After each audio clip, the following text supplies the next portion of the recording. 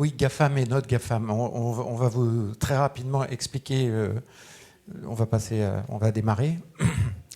Voilà le programme qu'on vous propose dans ces quelques minutes qu'on va passer ensemble. Donc, je vais présenter les 3 premiers transparents et Philippe fera les 3 suivants. Next. Next. Oui, quelques mots pour rappeler ce qu'est l'association Indulact. Au travers de quelques chiffres qui apparaissent à l'écran. C'est une association de collectivités qui va fêter ses 20 ans l'année prochaine. Et l'objet de cette association, c'est d'aider les collectivités à utiliser des logiciels libres dans leur métier. Je parlerai beaucoup plus aisément de cimetière que de navigateur Firefox ou autre. Voilà ce que je veux dire par métier de collectivité. Et on va voir que c'est vraiment notre sujet et qu'il y a beaucoup de travail sur ce thème. Et dans ce contexte-là, notre rôle, c'est...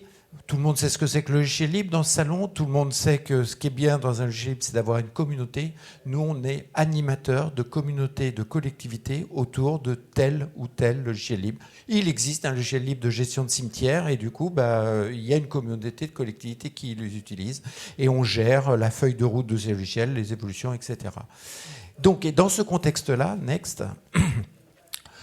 On a décidé, toujours dans l'objectif de faire découvrir les logiciels libres aux collectivités, on a décidé de mettre en ligne un certain nombre d'entre eux, donc next, des services à disposition des collectivités. Ces services, ils se matérialisent par un outil sous licence libre qu'on met en mode SaaS à nos frais. On maintient le logiciel en question, et pour ça, on paye un prestataire qui fait le travail de maintenance. On paye un hébergeur pour héberger l'outil en mode SaaS, et on invite gratuitement dans le cadre de l'adhésion, je n'ai pas dit, mais notre seul mode économique, c'est l'adhésion à l'association. Tous nos adhérents ont le droit d'utiliser ces logiciels. Alors nos adhérents, comme on l'a vu dans les chiffres, derrière 500 adhérents directs, on a 5000 collectivités qui bénéficient de nos services. Donc ça, c'est un exemple simplement. Je vous parlais de métier. Tout le monde sait, ou peu ne sait pas, ce que c'est que le contrôle d'égalité. Quand une collectivité prend une décision, une délibération, on va décider telle ou telle chose dans la mairie, c'est systématiquement vérifié par les services de l'État. Est-ce que c'est légal ou pas? Contrôle de légalité. Pour ça, il y a des plateformes de dématérialisation depuis 15 ans sur le sujet. Nous sommes un des opérateurs, il y en a une vingtaine en France, qui offre une plateforme qui met à disposition, nous, c'est de nos membres. La plupart des 19 autres, ce sont des entreprises qui vendent un accès à leur plateforme pour... Au lieu de trimballer la liste des feuillets qui sortent du conseil municipal avec toutes les décisions en papier et faire tamponner la préfecture pour dire top chrono, à partir d'aujourd'hui, ça démarre, le temps de réflexion de l'État, nous, c'est automatique avec ça. Et depuis, effectivement, 2007, qu'on est opérateur homologué sur ce métier-là, encore une fois, je le prends comme un exemple de métier, il se trouve qu'on est devenu numéro 1 en France, tant mieux. Ça veut dire que le logiciel libre, ça marche. Ça, c'est juste l'exemple pour montrer ce qu'on fait est utile aux collectivités. Et la preuve, on est devenu numéro 1 devant les 19 autres. Alors, les 19 autres, il y a la Caisse des dépôts et consignations dans la concurrence. Hein. On ne joue pas dans les cours des petits. Bref, ça, c'était juste un exemple pour démarrer. L'exemple, là, c'est celui qui nous intéresse. Donc, des services comme ça, on en a une dizaine. Et le dernier né, c'est donc Nextcloud. On s'est aperçu qu'on avait de plus en plus de collectivités, en particulier les petites, qui avaient besoin des outils du type Nextcloud, mais qui allaient le faire chez les Google ou autres outils de ce type-là. C'est pour ça que le titre, GAFAM or not GAFAM, on voyait nos collectivités plonger dans le monde des GAFAM parce que c'est si simple, c'est facile, on y va, j'ai qu'à cliquer, j'ai la chose qui m'intéresse.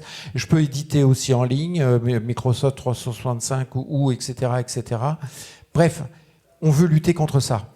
On veut redonner de la souveraineté au service de nos collectivités. On veut y mettre du logiciel libre et c'est notre action, c'est notre objet d'association. Et c'est pour ça qu'on s'est lancé dans l'idée on va faire un Nextcloud. Et pour ça, je passe le relais à notre ami Philippe de Harawa, qui est notre prestataire. Donc toujours dans le même principe, l'association finance un prestataire qui va nous offrir ce service et nous, on l'offre gratuitement à nos membres. À toi, Philippe. Merci, Pascal. Donc, effectivement, donc 2 mots sur la société Arawa. Nous, notre spécialité, c'est les logiciels de collaboration open source. Donc, je vais passer vite là-dessus, mais c'est notre catalogue de produits, alors en particulier des logiciels tels que Nextcloud pour le partage de documents, mais aussi de la visio, de la messagerie instantanée et de l'édition de documents en ligne ou pas en ligne. Voilà. Je passe là-dessus. On travaille pas mal avec le public en particulier, hein, c'est clair. Donc là, l'idée, en fait, je vais revenir un petit peu sur le service Nextcloud pour les collectivités, c'est le principe. L'objectif, c'était quoi? L'objectif, c'était de fournir un service similaire à différentes collectivités. Voilà.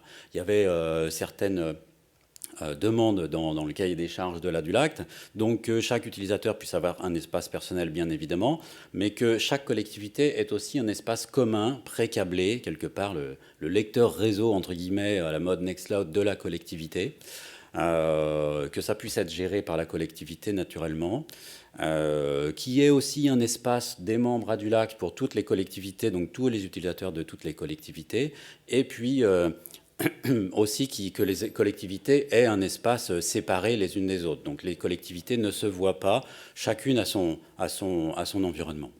D'autre part, et ça c'est un point qui compte évidemment, l'idée c'était pas que ce soit Arawa, soit l'ADULAC qui gère tout et qui administre toute la plateforme. On voulait de l'autonomie pour les collectivités en termes de gestion de compte ou de gestion de droits sur l'espace commun. Donc ça c'est le cahier des charges. La solution, donc, c'est une solution hébergée par Arawa, donc pour le compte de l'ADULACT, basée sur Nextcloud, mais je citerai aussi le deuxième petite icône, la deuxième petite icône d'ailleurs, c'est Collabora Online, donc l'édition en ligne de documents bureautiques Collabora Online, qui est donc intégrée à Nextcloud. C'est un choix aussi pour des raisons d'ouverture encore, et par exemple le choix du format de document Open Document, qui est un format libre et ouvert. Ça fait partie des valeurs. Du coup, on a utilisé d'ailleurs des démarches simplifiées parce qu'on utilise ce processus-là pour faire en sorte que les collectivités puissent faire leurs demandes et que ça suive un process entre l'ADULACT et nous. Pardon, faut-il préciser le démarche simplifiée de l'ADULACT, qui est lui aussi un service offert à nos membres. Voilà. Et puis, on a mis en place une configuration afin qu'il y ait un dossier, ce qu'on appelle un dossier de groupe dans Nextcloud par collectivité, donc l'espace commun de chaque collectivité, et une délégation d'administration à certains utilisateurs de la collectivité pour qu'ils puissent créer leur compte et gérer les autorisations sur cet espace commun. Alors, c'est ici où, normalement, si on a assez de temps, je fais une petite démo. Ça va, on a assez de temps ? Autant qu'il n'y ait personne derrière. Sauf que j'étais en train de me dire, alors ne pas regarder l'écran, et ça ne va pas être facile. Je vais peut-être jouer. Bon, on va essayer. Alors, je vous demande 2 secondes. Je vais essayer de faire un truc en live. C'est de passer en mode duplication d'écran. Ouais, mais voilà, je le passe là-bas.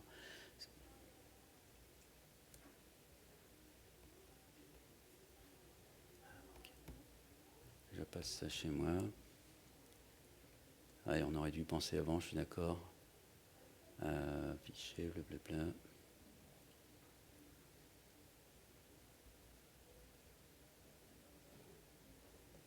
Peut paraître long comme ça, je suis d'accord. Réplique de aucun. J'applique. Voilà, voilà. Hop. Je peux meubler pendant ce temps-là? Non, ça y est, t'y es arrivé. J'y suis arrivé. Ouais, ça marche pas super, mais bon. On va faire avec. Donc l'idée, c'est quoi? À quoi ça va ressembler finalement? Donc ça va ressembler déjà... ça, c'est l'écran de l'administrateur principal, en fait, donc de nous, Arawa. Donc, on va utiliser une collectivité fictive qui s'appelle Cuges-les-Pins. Et donc, en fait, nous, Arawa, on va se contenter, à la demande de l'ADULAC, de créer un administrateur délégué, qui en l'occurrence est Touma, et qui va être en charge de gérer les comptes et de gérer l'espace commun dont on parlait. Voilà. Donc là, c'est tout. On s'arrête là et on informe cet administrateur qu'il a son accès, il va pouvoir jouer tout seul.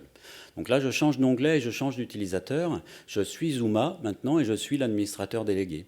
Donc ici, moi, je vais avoir plusieurs choix possibles, en fait, dans mon espace Nextcloud. Juste une petite question avant. Tout le monde connaît Nextcloud, au fait, ou pas? Pas Nextcloud? Qui ne connaît pas Nextcloud? Ah, On a plus que pour ta conférence. Ouais. Donc, Nextcloud, en 2 mots, c'est un outil de stockage de documents et de partage de documents. Donc, accessible en mode web, mais aussi en synchronisation sur le poste et en mode mobile. Si on devait, on parlait de GAFAM hors not GAFAM, si on doit le comparer, c'est si on veut remplacer Google Drive, Google Docs, on met Nextcloud combiné à Collabora Online et ça fait la même chose. Donc, on a son espace personnel. Ici, je suis Ouma, j'ai mes fichiers, mes dossiers. Donc, ça reprend les principes que l'utilisateur connaît. Hein. C'est des dossiers, des fichiers. Il est à l'aise avec ça. Il sait le manipuler. Il peut accéder, entrer dans les dossiers, éditer les dossiers, les documents. Il a sur son espace de gauche ici des raccourcis qui vont lui permettre d'aller vers les documents récents, ses favoris, les partages qu'il a reçus. Il a sa poubelle. Voilà, il a tout un environnement comme ça. Ici, on va se focaliser sur les fichiers. Mais en réalité, on peut adjoindre d'autres services qu'on a fait ici pour la Dulac. Par exemple, on peut avoir un carnet d'adresses, un agenda, des decks et du tableau Kanban à la mode Trello, etc. Donc voilà en 2 mots ce qu'est Nextcloud. Et ici, je suis Ouma, j'ai mon espace personnel.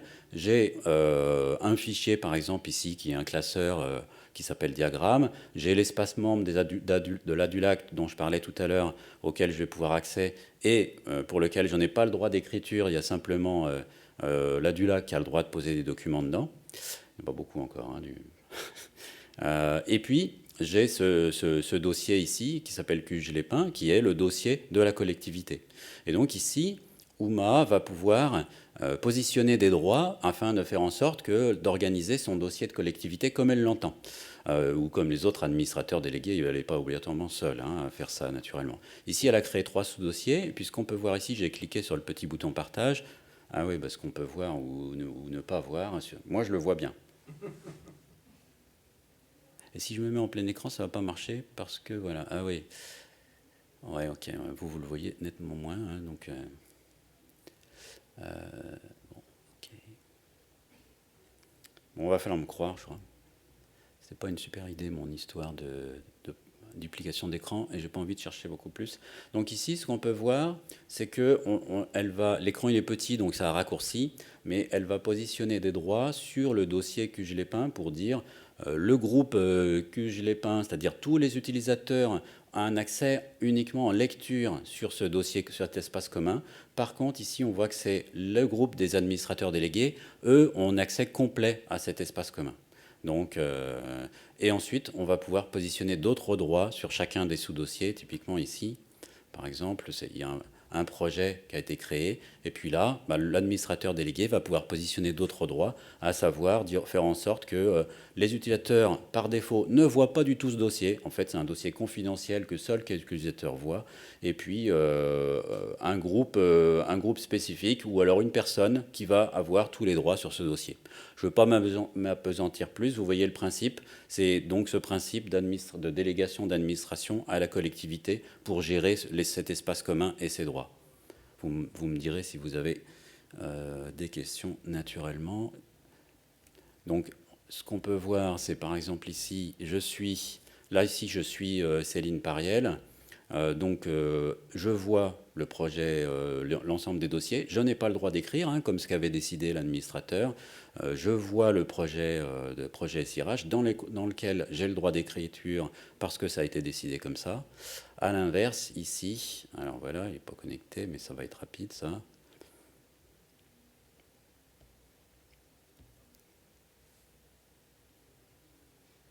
À l'inverse, ici, j'ai un autre utilisateur qui, lui, comme je disais tout à l'heure, ne voit pas le projet SIRH puisqu'on ne lui a pas donné les droits de lecture.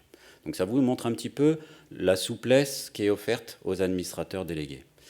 Autre chose, je ne vais pas le faire, mais je montre juste, l'un des choix qu'Ouma a, c'est également le fait de pouvoir voir les utilisateurs. Donc dans son menu personnel, elle a cet accès aux utilisateurs, et si elle va voir les utilisateurs, elle ne voit que son groupe. Elle est restreinte, elle est administratrice, évidemment, que pour le groupe QGLépin. Donc elle est restreinte à ça. Elle peut créer de nouveaux utilisateurs ou gérer ses utilisateurs ici. Donc c'est à elle de se débrouiller pour insérer les nouveaux utilisateurs. Encore une fois, la collectivité est autonome. Je m'arrête là sur la démonstration. Ah oui, tu as raison, ouais. Oui, c'est vrai, j'avais prévu ça aussi. Donc un petit peu d'édition. Non, c'est pas ça, je vais y arriver, attendez, bougez pas. Hop, que personne ne bouge. Donc ici, j'avais mis exprès un petit document quelque part. Voilà. Donc, on en parlait tout à l'heure, hein, c'est aussi l'édition simultanée. Donc ici, je peux me connecter à ce document et je rentre en mode édition. Donc voilà, ici j'ai mon document de type classeur et je vais pouvoir donc modifier et puis ajouter du budget, par exemple, aux locations immobilières. Donc là, je suis en ligne, hein, complètement, mais c'est un outil d'édition bureautique très complet avec différents formatages. Par exemple, si je veux formater les cellules, vous voyez, ça va vous rappeler quelque chose. Est-ce que vous utilisiez LibreOffice ou des logiciels propriétaires qu'on ne nommera pas, vous connaîtrez un petit peu ce type d'interface. Et naturellement, ici, je vais me connecter en tant qu'UMA. Je retourne sur les fichiers. Hop, dans le projet ici, je peux passer dans le même document. Et on voit ici en haut que je sais déjà qu'on est deux sur le document. C'est-à-dire qu'il y a Céline et moi, Céline et Uma. Donc là, je vois qu'il y a Céline, moi je suis toujours Uma. Je sais où est Céline, elle est là. Elle est en train d'éditer ce document. Et moi, je peux aller ailleurs et puis éditer une autre ligne, mettre des formules ou je ne sais quoi. Évidemment, Céline, de la même façon, hein, voit que Uma est là et vient de modifier un document. Vous voyez le principe. Ce qu'on aime bien dans cet outil-là, justement, c'est le fait que c'est très visuel et collaboratif. On sait ce que l'autre a sélectionné, ce qu'il est en train de faire. Voilà. Je repasse sur ma présentation. Je retourne à la fin. J'aurais pu rester dessus, mais je ne l'ai pas fait. Alors, je suis encore...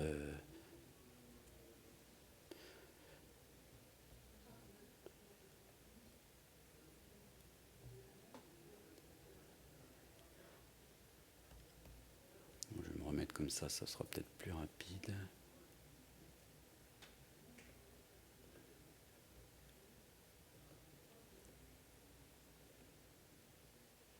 Non, ce ne sera pas plus rapide. On le voyait, ouais, mais on voit, c'est pas terrible. Je voulais me mettre en plein écran. J'aurais pas dû faire ça. Bon, alors je vais passer en mode diapo, tant pis. Bon, je suis désolé, c'est un peu... Alors, on va rester comme ça, hein. Vous voyez l'écran présentateur, tant pis. Comme ça, je vois la même chose que vous. De toute façon, il reste une diapo, donc c'est pas trop grave. Les bénéfices de tout ça, pour conclure, quand même. Donc, premièrement, c'est un hébergement sécurisé, donc avec un certain cloisonnement, entre les collectivités, évidemment sauvegardé, hébergé en France, ça va sans dire, sur des structures non soumises au Cloud Act, typiquement. Deuxièmement, donc une offre de service à du Act industrialisé, donc y compris avec cette intégration avec les process des marches simplifiées, ce qui est intéressant, je trouve. Et puis troisièmement, ce qui était un point important dans cette offre de service, c'était la souplesse et l'autonomie qu'on voulait offrir aux collectivités. Donc ça, c'est le troisième bénéfice, à notre avis, de cette offre de service. Voilà. Si vous avez des questions... Écoutez, on peut déjà applaudir parce que... Merci. Avons-nous une question dans la salle? Ouais. Bonjour, merci pour la présentation. Moi, j'avais des questions deux types de questions. Déjà, sur la partie Nextcloud, les applications sont-elles limitées à celles qui sont proposées ou est-ce qu'il y a possibilité d'en voir d'autres, type les applications d'intégration mail? Et l'autre question, c'est où est-ce qu'est fait l'hébergement? Parce que vous avez précisé en France, est-ce que c'est vous qui hébergez directement sur vos propres structures ou dans un data center, ou est-ce que vous passez par un provider français type OVH? Et la question, sinon plus sur l'aspect associatif, c'est est-ce que vous accompagnez du coup les associations à l'utilisation de l'outil ou pas? Je peux commencer à répondre. Alors on fait dans le désordre, ou non, je recommence du début.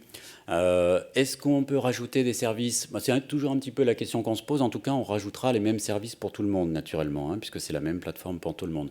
Et donc, on s'est posé la question. Au début, on était plutôt focalisé fichiers surtout. Finalement, on a quand même ajouté quelques services, comme je l'ai dit tout à l'heure, type tableau Kanban, carnet d'adresses, calendrier.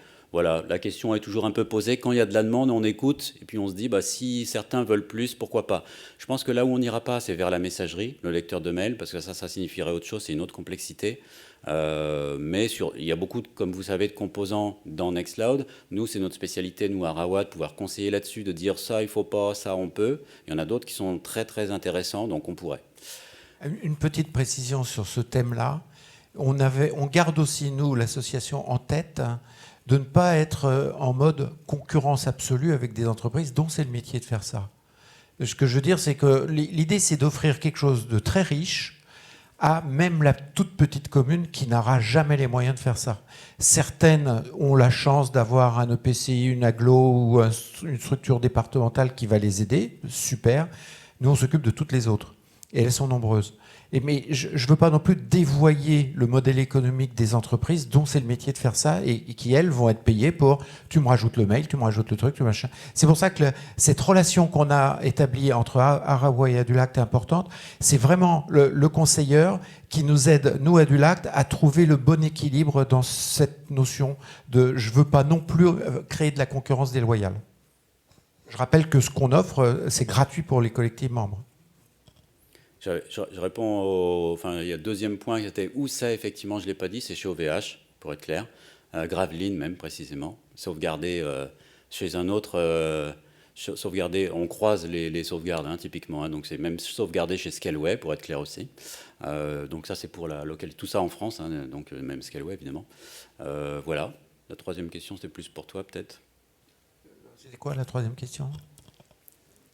C'était du coup savoir s'il y avait un accompagnement pour les collectivités, associations qui vous rejoignent. Parce que... Même chose, en fait, l'association offre ce genre de service en mode SaaS, donc on l'a vu sur les exemples que j'ai cités, des marchés simplifiés, slow, des marchés publics, etc. On ne fait aucun accompagnement. À chaque fois, on a un prestataire avec lequel on travaille. Si la collectivité veut un accompagnement, elle va s'acheter de la formation, elle va s'acheter du service, de l'outline, tout ce qu'on veut. Là, on s'appuie sur le prestataire ou d'autres prestataires où ils vont travailler ensemble qui vont pouvoir délivrer ce service-là. Mais là, c'est payant et si la collectivité veut de la formation, c'est pas nous qui la faisons. C'est général sur tous nos services, ça. Là encore, l'idée est la même. On ne souhaite pas rentrer sur le marché concurrentiel de ces services-là. C'est super, je ne connaissais pas. Merci beaucoup pour cette présentation.